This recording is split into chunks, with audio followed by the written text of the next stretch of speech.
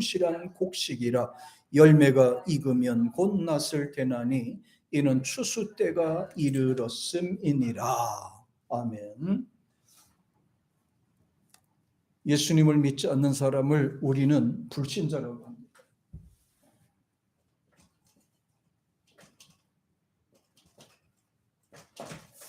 우리는 불신자라고 얘기를 해요.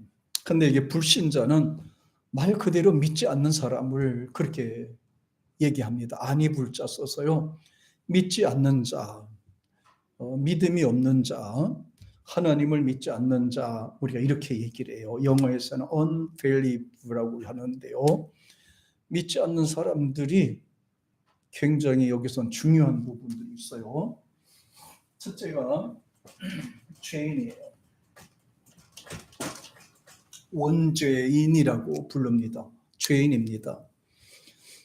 죄 가운데 태어나서 우리가 육신의 부모님을 통해서 태어나잖아요. 그러니까 죄가 유전이 된 상태로 태어나는 거예요. 그러니까 세상에 태어났어도 예쁜 천사 같은 아기를 하더라도 결국은 죄인으로 태어난 거예요. 그리고 예수님을 믿지 않는 이상 그는 죄인으로 살 수밖에 없어요. 그러므로 예수 안 믿으면 죄인이 되는 겁니다. 죄인으로 살다가 그냥 운명을 끝으로 보내는 거예요. 예.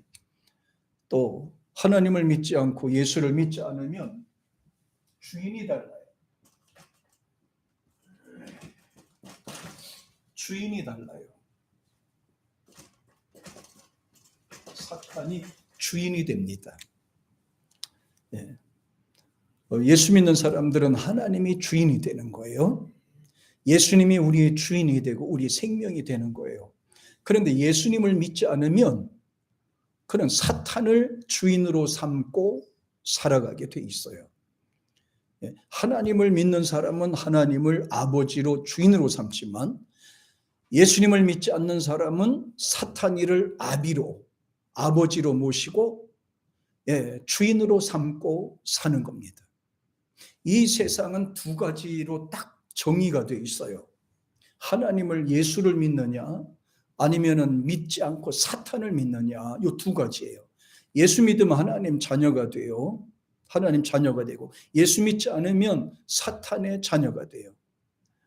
요한복음 8장 44절에 보면 너희 아비 마귀라고 이렇게 되어 있어요. 그러니까 예수를 믿지 않으면 하나님을 경외하지 않으면 그 아비가 마귀가 되는 거예요. 그러니까 태어나서 죄인 된 상태로 사니까 저절로 그렇게 사탄의 종으로 사탄의 자식으로 그렇게 살게 되는 거예요. 주인이 다른 거예요. 그래서 예수 믿는 사람들의 주인과 예수 믿지 않는 사람들의 주인이 다른 겁니다. 그러니까 사상이 다를 수밖에 없는 거예요. 생각이 다를 수밖에 없는 거예요. 목적이 다를 수밖에 없는 거예요. 주인이 다르잖아요. 아버지가 다르잖아요. 하나님을 아버지로 모시는 사람과 마귀를 아버지로 모시는 사람과 같으면 이상한 거 아니에요? 다르잖아요. 그래서 늘 이 사상적으로 자꾸 부딪히게 되고 또 신앙적으로도 부딪히게 되고 이게 모든 게 잘 안 맞아요. 그래서 이거를 좀 구체적으로 나가면 생명이 있느냐 생명이 없느냐 요걸로 이제 나누게 되는 거예요. 예수님을 믿는 자는 생명이 있고 예수 믿지 않으면 생명이 없다 이렇게 돼 있어요. 또 예수를 믿는 자는 사망에서 생명으로 옮겼다 이렇게 되고요. 예수를 믿지 않는 사람들은 그저 죄 가운데 있다 이렇게 결정이 나 있죠. 그러므로 세 번째는 불신자들은요 기준이 없어요. 무슨 기준이냐? 선에 대한 기준이 없어요. 뭐가 선인지 몰라요. 그냥 아무거나 착한 일을 하고 도와주면 그게 착한 일인 줄 알아요. 그게 선의 기준이 될 수가 없어요. 우리의 신앙의 기준은 하나님을 중심으로 사는 거예요.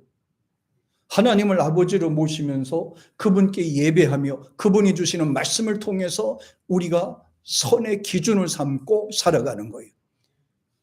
그런데 예수님을 믿지 않는 사람들의 선에 대한 기준이 불분명해요. 뭐가 선인지 선에 대한 기준이 없어요. 그냥 남한테 해코지만 안 하면 그게 선이라고 생각하고, 다른 사람 앞에 도둑질 안 하면 그게 착한 것에 대한 기준이 되고 있어요. 그게 얼마나 불분명합니까? 이런 것은 저절로 인간이기 때문에 지켜야 되지만 그게 선의 기준은 아니라 이 말이에요. 네.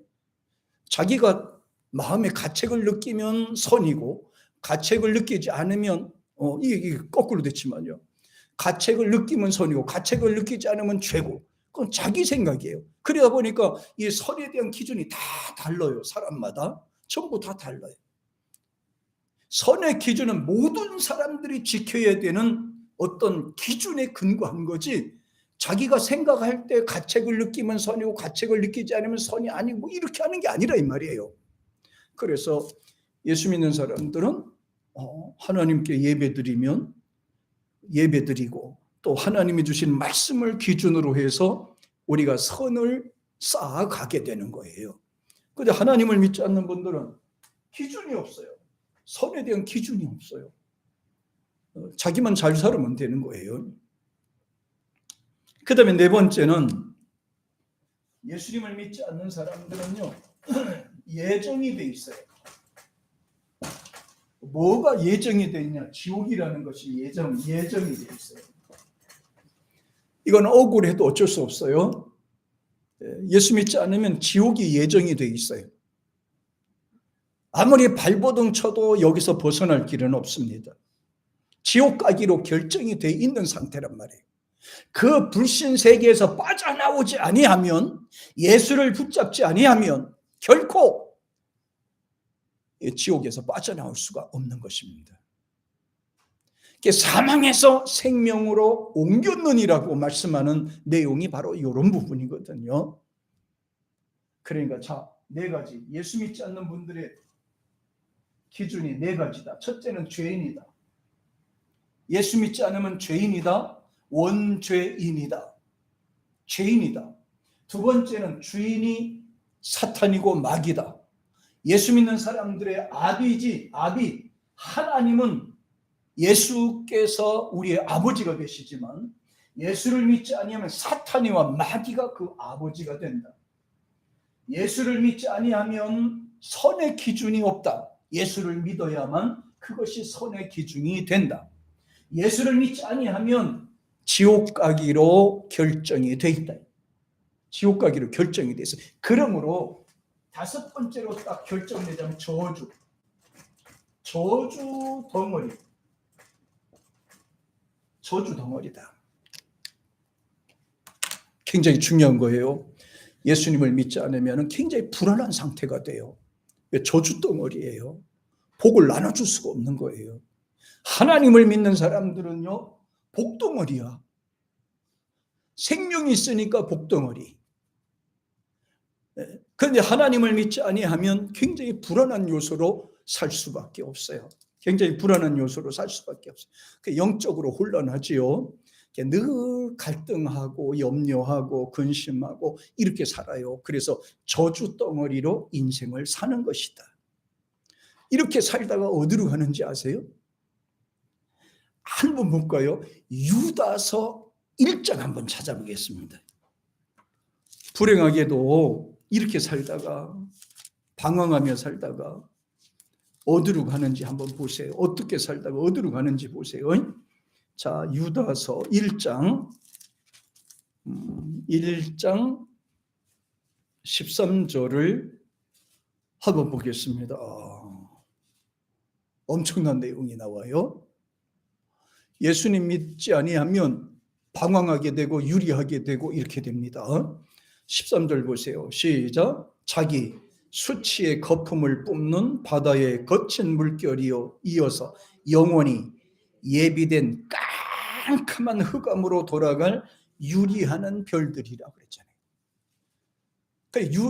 유리하는 게 뭐예요? 유리하는 게 그냥 방황하면서 그냥 두루두루 다니다가 죽게 되면 지옥 가는 거예요. 네. 영원한, 여기 뭐라고 그랬죠? 영원히 예비된 깜깜한 흑암으로 돌아간다고 그랬어요. 예수 왜 믿어야 되는지 알겠죠? 예수 안 믿고 살면 이렇게 되는 거예요. 선에 대한 기준이 없이 그냥 방황하고 왔다 갔다 하다가 근심, 걱정, 괴로움 삶으로 살다가 어디로 가요? 그래 방황하며 살다가 지옥 가는 거예요. 깜깜하고 어두운 흑암으로 들어갈 수밖에 없는 거예요. 얼마나 불쌍합니까? 깜깜한 흑암의 세계로 들어가는 거예요. 어둠의 세계로 들어가는 거예요. 사탄이 지배하는 세상으로 들어가는 거예요. 그러니까 세상에 살 때도 예수 그리스도를 통해 하나님을 아버지로 모시고 사느냐 아니면 사탄이를 아버지로 모시고 사느냐, 요 차이가 굉장히 크거라니까. 그래서 굉장히 큰 거예요. 얼마나 세상 살기 힘들어요. 근데 영적으로 갈등하고 염려하고 근심하면서 방황하면 인생을 산다고 생각해 보세요. 세상 살기도 힘든데 마음까지 힘들어서야 되겠냐 말이에요. 그래서 성경에는 간단해요. 예수를 믿지 않으면 귀신의 사람으로 살게 되고 마귀 사람으로 살게 되고 결국은 혼란한 속에서 살게 되고 늘 갈등하며 살아야 돼요. 갈등하면서 세상을 살아야 되고 저주가 일상생활 속에서 이어지는 거예요. 잘 살아도 저주요, 못 살아도 저주예요. 힘들어도 저주요, 행복해도 저주 속에서 사는 겁니다. 저주 덩어리라고 그랬잖아, 제가. 저주 덩어리. 그런데 예수가 있는 자는 생명이 있고 생명이 있는 자는 영원한 복의 근원이 되고 천국을 소유한 자요 하늘의 천국 보화문을 열었다 닫았다 열었다 닫았다 하면서 세상을 사는 거란 말이에요. 그래요. 가정에 예수 믿는 사람이 있으면 복된 가정이라고요. 복된 가정이라고요. 예수 믿는 게 얼마나 중요한지 로마서 10장 9절에 보니까 아주 간단해요. 믿는 방법도 간단해. 예수를 시인하면 되라고 그랬거든요. 자, 제가 읽을게요.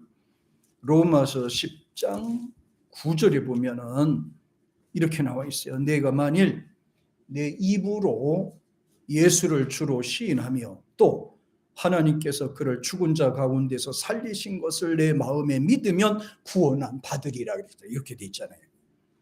여기 9절에 내 입으로 예수를 주로 시인하래. 주, 예수님은 나의 주인이십니다. 예수님은 내 죄를 사해 주십니다. 예수님께서는 나를 구하러 오셨습니다. 예수님은 나의 생명이십니다. 예수님은 나의 하나님이십니다. 나를 살리기 위해 십자가에 죽으시고 3일 만에 부활하셨습니다. 예수님은 나의 산성이요 힘이요 능력이 되십니다. 그리고 예수님께서는 나의 죄를 대신해서 핍박을 받으시고 십자가에 매달려 죽으셨습니다. 그리고 3일 만에 살아나셨습니다. 주님은 나의 주님이십니다. 나의 생명이십니다. 나의 기쁨이요 소망입니다. 나의 산성이요 반석이십니다. 이거를 고백하라는 거예요. 입으로 고백하라는 거예요. 이거를 마음속 입으로 고백하고 마음으로 믿으면 구원이 성사된다고 그랬어요. 그래서 자꾸 이렇게 우리가 기도할 때도 하나님 감사합니다. 나를 구원해 주심을 감사합니다. 십자가에서 희생하여 주시고 나를 대신하여 죽으시고 나를 위해 부활하신 주님 감사합니다를 기도할 때마다 고백을 하라는 거예요. 그 예수 그리스도를 통해서 하나님 앞에 당당히 나갈 수가 있기 때문에 이렇게 얘기를 했어요. 그리고 놀라운 것이 하나가 있어요. 예수님을 입으로 고백하고 마음으로 믿고 사는 사람의 특징이 또 하나가 나오는데요. 마태복음 12장 28절에 보니까 보세요. 마태복음 12장 28절을 제가 한번 읽어볼까요? 그러나 내가 하나님의 성령을 힘입어 귀신을 쫓아내는 것이면 하나님 나라가 이미 너희에게 임하였느니라. 자, 귀신을 쫓아내래요. 귀신을 쫓아내래. 또 그럴 능력이 있대요. 예수 믿는 사람들은요. 말을 안 해서 그런 거지 입으로 뱉으라는 거예요. 더러운 귀신아 나에게서 떠나갈지어다. 더러운 귀신아 내 마음에 있는 근심과 걱정을 갖고 사라질지어다. 나를 힘들게 하고 어렵게 하고 복잡하게 만드는 더러운 귀신아 나에게서 떠나갈지어다. 그러니까 귀신을 쫓아내라는 거예요. 또 예수를 구주로 믿는 사람들에는 힘은요, 귀신을 쫓아내는 능력도 있어요. 마음에 자꾸 갈등하고 혼란하게 되는 것은 제정신이 아니거든요. 자꾸 이 불안하고 염려가 생기고 근심이 생기고 막 이러는데 자꾸 마음을 혼란하게 만드는 거 있죠. 자꾸 갈등하고 두 마음을 품게 만드는 거는 제정신이 아니에요. 제정신이 아니에요. 자꾸 마음에 두 마음이 품어지고 갈등하게 되고 혼란하게 되는 거는 이거는 제정신이 아니고 이건 악한 영의 장난이다. 이거 악한 영의 장난이다. 자, 보세요. 이건 제가 말하는 게 아니라 고린도후서 4장 한번 보세요. 이 귀신이 어떻게 장난하는지 한번 보세요. 여러분의 마음속에 근심하는 일이 자주 있습니까? 염려하는 일이 자주 생깁니까? 갈등하는 문제가 생깁니까? 중심에 집히지 않습니까? 집중이 잘 되지 않습니까? 자꾸 마음이 두근반 세근반 자꾸 불안합니까? 잘 보세요. 내 마음속에 있는 것을 쫓아내야 된다는 것을 여기서 말하고 있는데 고린도후서 4장 4절을 한번 보세요. 찾으셨어요? 시작. 그중에 이 세상의 신이 믿지 아니하는 자들의 마음을 혼미하게 하여 그리스도 영광의 복음의 광채가 비치지 못하게 함이라. 그리스도는 하나님의 형상이니라. 위에 올라가서 3절 시작. 만일 우리의 복음이 가리었으면 망하는 자들에게 가리어진 것이라. 이렇게 해서요, 믿지 못하게 만드는 것은 악한 영이래. 뭐 악한 영이라고 그러는데 사실은 이걸 우리나라 말로 간단하게 번역하면 그 귀신. 악한 영이 귀신이고 귀신이 악한 영이잖아요. 귀신 하면 뭐 꼭 이게 머리 풀어 헤치고 나타나는 것이 아니라 대부분의 이 귀신 존재, 악한 영의 존재는 흔적이 없어. 영적 존재이기 때문에 언제든지 내가 틈만 보이면 밀고 들어와서 날 힘들게 만들어.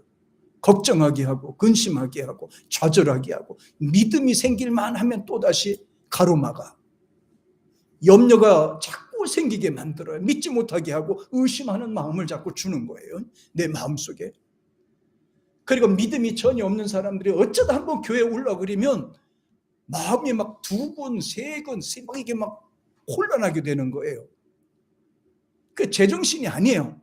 어쩌다 한번 교회에 올라그러면 제정신이 아니에요. 왜냐하면 여기가 악한 영이 가만히 두지 않아.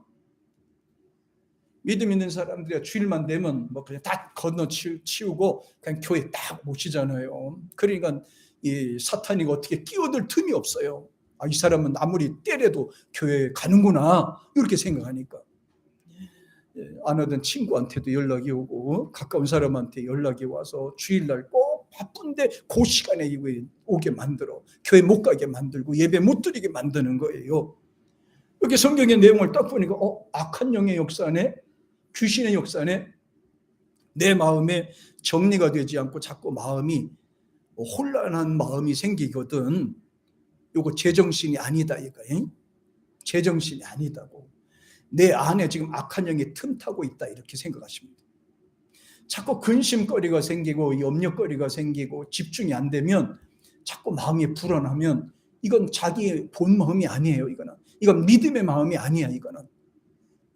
요거는 지금 내가 조금 틈을 보였더니 악한 영이 나한테 자꾸 이렇게 근심하는 마음을 심어주는 거예요. 염려하는 마음을 자꾸 심어주는 거예요. 그럴 때 우리가 할 수 있는 게 뭐예요? 예수 이름으로 명하노니 귀신아 물러갈지어다. 걱정을 주는 근심마귀야 물러갈지어다. 염려하는 염려 귀신아 물러갈지어다. 갈등을 조장하는 더러운 귀신아 나갈지어다. 그러니까 내 마음을 내가 다스리지 못하지만 예수의 이름으로 나를 다스리는 거예요. 예수님의 이름이 쫓아내라고 그랬거든요. 아까 분이 나와 있죠. 더러운 귀신을 쫓아내는 거라고요. 그래 하나님 나라가 임한다고 그랬어요. 예. 그러니까 마음속에 자꾸 두려운 마음, 걱정하는 마음, 염려하는 마음, 갈등하는 마음, 이런 마음이 생기거든. 찬송을 부르면서 쫓아내세요. 불안한 마음이 생기거든 찬송과 기도하면서 쫓아내세요. 내 마음을 정리를 하세요. 예. 그래야지만 내가 평안하게 잠을 잘 수가 있어요. 악한 영이 장난하니까, 귀신이 자꾸 장난하니까 두려운 마음도 자꾸 심어주고 염려하는 마음도 자꾸 심어주고 이렇게 하거든요. 이 더러운 귀신이. 성경에 보면 뭐라고 됐냐면 언제까지 기도할까? 언제까지 우리가 하나님을 집중할까? 간단해. 마음의 샛별이 올라올 때까지. 베드로후서 1장. 베드로후서 우리 1장 한번 보세요. 자, 베드로후서 1장 19절. 기가 막힌 내용이 나옵니다. 자, 1장 19절. 찾으셨어요? 자, 시작. 또 우리에게는 더 확실한 애언이 있어 어두운 데를 비추는 등불과 같으니 날이 새어 샛별이 너의 마음에 떠오르기까지 너희가 이것을 주의하는 것이 옳으니라. 어떻게 하라고요? 샛별이 새벽에 떠오르듯이 내 마음속에 기쁨이 평안이 생길 때까지, 하나님의 은혜가 내 안에 꽉 채워질 때까지, 하나님의 평안이 내 안에 가득 채워질 때까지 기도하라는 거예요. 하나님 앞에 매달리라는 거예요. 예, 내가 나를 지배하는 것이 아니라 하나님이 나를 지배하도록 그렇게 하라. 근데 성경에 보니까 날이 새어 샛별이 너의 마음에 떠오르기까지, 샛별이 마음에 떠오르기까지. 새벽에 일어나 보면 샛별이 이렇게 하늘에 뜨잖아요. 새벽이 돼야지 샛별이 뜨는 거예요. 예. 그와 마찬가지로 우리 믿는 자들도 마음이 불안하고 염려가 생기거든. 내 마음에 확신이 생기고 때까지, 기쁨이 생길 때까지, 은혜가 임할 때까지, 성령의 역사가 함께할 때까지 내 마음에 기도하라, 간구하라. 이렇게 강조를 했어요. 야, 참 기가 막히죠. 그리고 오늘 우리가 읽었던 성경 내용 중에서 26절과 29절에 보니까 그 씨 뿌리는 자의 이 핵심에 대해서 이게 잘 나오는데요. 씨 뿌리는 사람의 특징이 있어요. 아까 예수 믿고 구원받은 사람들은 귀신을 쫓아낸다고 그랬잖아요. 그래 하나님의 나라가 임했다, 임하느니라 이렇게 얘기를 했어요. 마음에 평안이 있어야 악한 영이 물러가게 되는 거예요. 내가 은혜를 받아야 악한 영들이 내 안에서 떨어져 나가는 거예요. 예. 마찬가지로 하나님을 믿는 사람의 특징이 있는데 여기서는 씨 뿌리는 자로 비유를 했어요. 씨는 아무나 뿌리지 못합니다. 농부만이 씨를 뿌릴 수가 있어요. 아무나 다 못 뿌리는 거예요. 그 농사 짓는 데도 보니까 기술이 필요하더라고요. 호박 심는 데도 기술이 필요하고 또 고구마 심는 데도 기술이 필요하더라고요. 나는 고구마 심을 때도 보면 그냥 아무렇게나 이렇게 그냥 아무나 잘라갖다 이렇게 꼽으면 되는 줄 알았는데 그 고구마 같은 경우에도요, 그 순을 따서 옆으로 누이는 것과 바로 세우는 거하고의 그게 또 다르대네.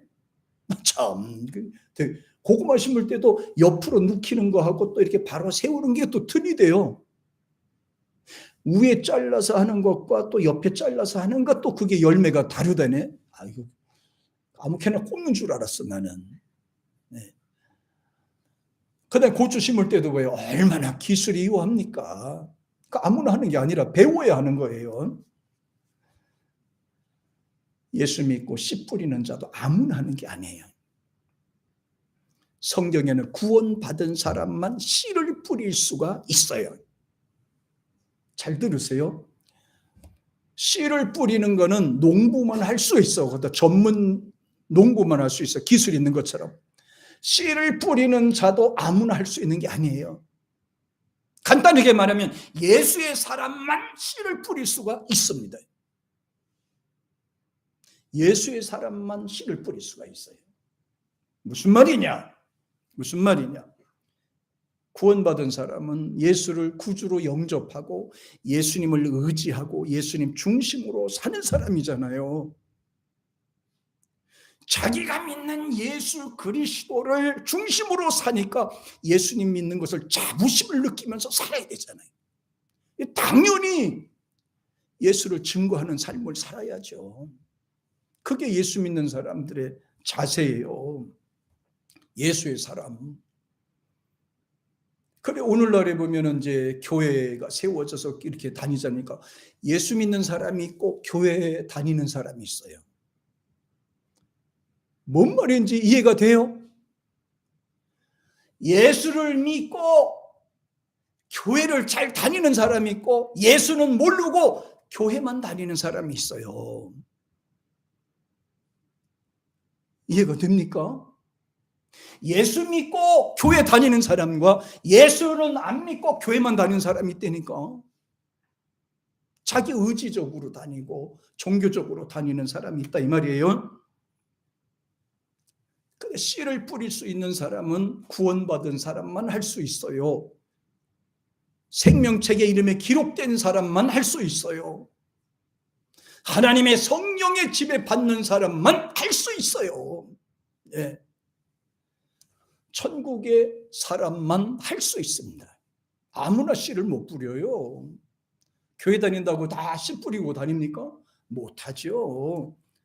이거 얼마나 힘든데. 씨 뿌린다는 게 뭐예요? 전도한다는 거예요. 전도하는 거예요. 사람들에게 예수를 전하는 것을 전도한다. 전도해요. 전할전에다가 길도자 써요. 그러니까 예수를 이렇게 전파한다. 사람들에게 알려준다 이 말이에요. 구원받는 사람만 이렇게 할 수가 있는 겁니다.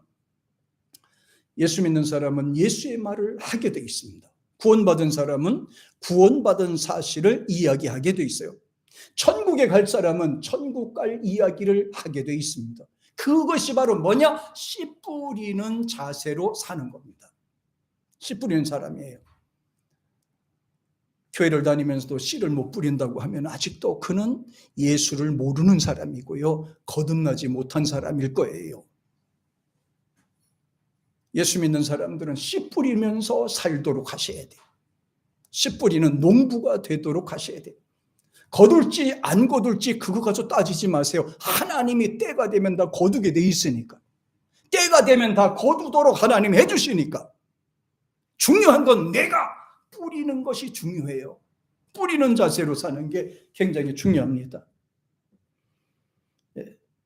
전도에 관해서 말이 없습니까? 예수에 대해서 아직도 잘 모릅니까? 예수를 전하고 구원받은 사실을 숨기고 삽니까?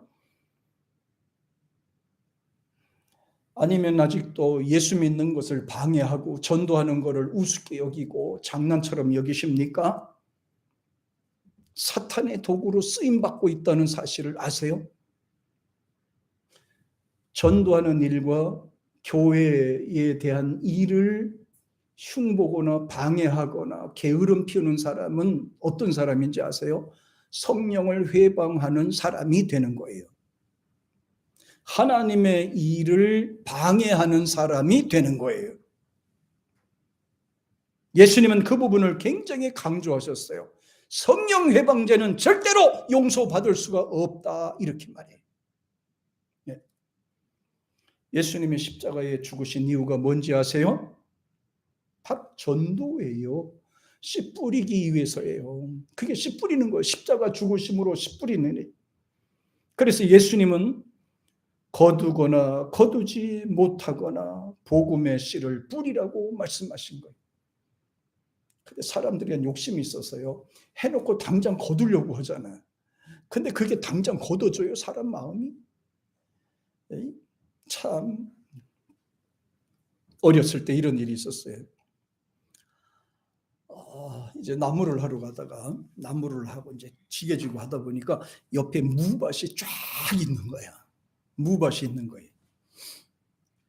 그 물을 먹고 싶은데 남의 밭이야.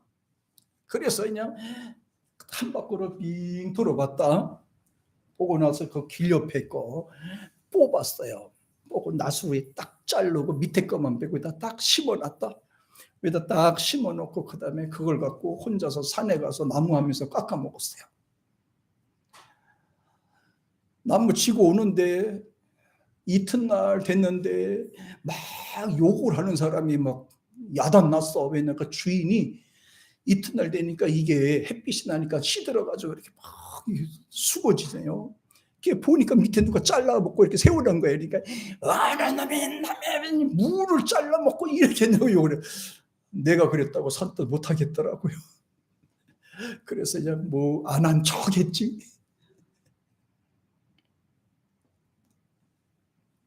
또 어떤 분은 이런 분이 있대잖아요. 배추를 심었는데 다른 집들은 다 큰데 자기네 거는 안 크는 거야. 다른 사람 거는 막 이렇게 조금 막 크는데 자기네는 심었는데도 이님 잘 안 큰 거예요. 그래서 아침 일찍하게 나와서 그 집하고 똑같이 수준을 맞추기 위해서요. 배추를 쪽쪽쪽 다 뽑아서 요만큼씩 1cm 다 이렇게 다 뽑아놨어. 이렇게. 그러니까 커 보이잖아요. 낮이 되니까 다 말라 죽어버렸어. 씨 뿌리는 데 있어서는 해놓고 금방 거둔다고 하는 거는 그렇지 어리석은 사람하고 똑같은 거란 말이에요. 심어야 싹이 나는 거예요. 중요한 거는 뿌릴 때 금방 거둘 수는 없어요. 그러니까 심어놓고 나면 그다음부터는 이게 이제 움이 틀 때까지 기다려야 돼. 싹이 틀 때까지 기다려야 돼. 또 그것이 자랄 때까지 기다려. 그게 언제 될지 어떻게 알아요? 어떨 때는 1년도 되고 어떨 때는 3년도 되고 어떨 때는 10년도 되고 막 이러거든요. 그러니까 뿌리다가 낙심치 말라고 주님은 말씀하신 거예요. 뿌리다가 낙심치 마라. 왜? 결국은 뿌리게 되면 결국은 오르게 되니까 분위기가 형성이 되면 습기가 차고 형성이 되면 다 오르게 돼 있어요. 그게 진리입니다. 이 씨앗은요, 떨어지게 되면 결국은 거기에 습기가 차고 분위기가 형성이 되면 결국 움이 트게 돼 있어요. 안 트면 이상한 거예요. 때가 돼야 돼. 그런데 때가 돼. 분위기가 형성이 돼야 돼. 그걸 위해서 우리가 어떻게 됐나? 기도하는 거예요. 그래서 움이 트도록 하는 촉진제가 뭐냐? 중보기도입니다. 중보기도가 촉진제예요. 아기가 잘 안 나올 때 촉진제를 맞잖아요. 주사를 빨리 나라고. 우리가 열심히 기도하고 매달리면 뿌려진 씨 안에서 움이 트는 게 빨라질 수도 있고 늦어질 수가 있다니. 나의 믿음과 정성과 은혜에 따라서 이 모든 게 달라지는 거예요. 내가 계획을 세웠어도 이 계획이 내 맘대로 되는 것이 아닙니다. 그것이 반드시 움이 트고 싹이 나서 자라기까지는 분명히 나의 수고와 노력이 필요한 거예요. 저절로 이루어지는 것이 아니다 이 말입니다. 하나님은 우리를 그 일을 감당하라고 말씀을 하셨어요.